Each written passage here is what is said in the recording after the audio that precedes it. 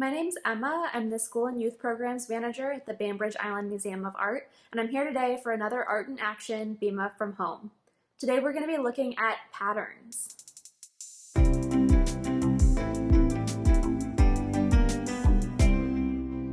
I want to take some inspiration from the work of Anna Teiche, whose exhibition Fragments is up now at the museum through the end of September 2020. Anna uses a lot of different patterns and textures in her paintings and is taking those colors, patterns, and textures from fabric that she finds out in the world. So we're going to look through our closets to find some interesting patterns, and colors, and textures, and then combine them to create a self-portrait using pattern.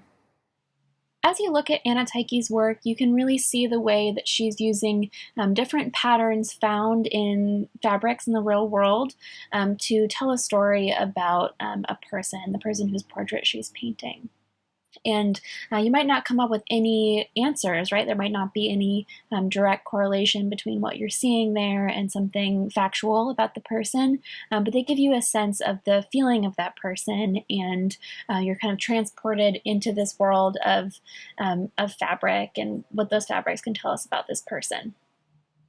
So I started out by going into my closet and finding shirts that I wear frequently, clothes that have interesting patterns on them, and the colors were all kind of similar. They fit into one color palette together. So you can see I have a lot of blacks, whites, grays, and some blues. And each of the patterns is different. And I find colored pencils that have that same set of colors, and then trace a circle onto my piece of paper that I'll then divide up into 5 areas, one for each of the different patterns I have. And then I'm just going to start by drawing those patterns in the segments.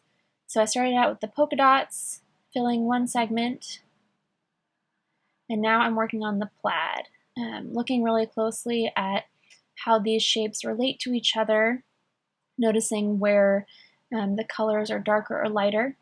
And I could be using kind of like a black colored pencil and a gray, but I'm actually just using a regular graphite pencil and pressing lightly for the light gray and then pressing hard for the dark gray.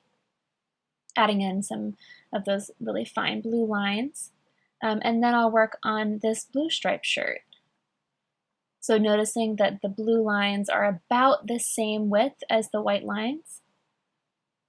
And now going back to my polka dots to fill in the black behind the white polka dots. Give us kind of a background there. If I was doing this with paint the way Anna Teiche does, I would actually be doing a field of black, kind of filling the whole page with black and then doing white dots on top. But with colored pencils, I need to kind of go the other way because you can't really make white lines on top of black colored pencils.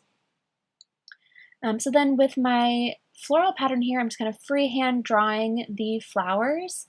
And then I noticed from looking really closely that the dark gray or the black that surrounds the flowers on the shirt are, they don't even totally touch the outline, right? They're just kind of hovering around the outside, which made it easier for me to color in. And then for the final pattern, I'm looking at these white shapes, which again are on a black background, and focusing on how I can make those white shapes pop by having the black all around them when I can't really add white on top of black with the colored pencil.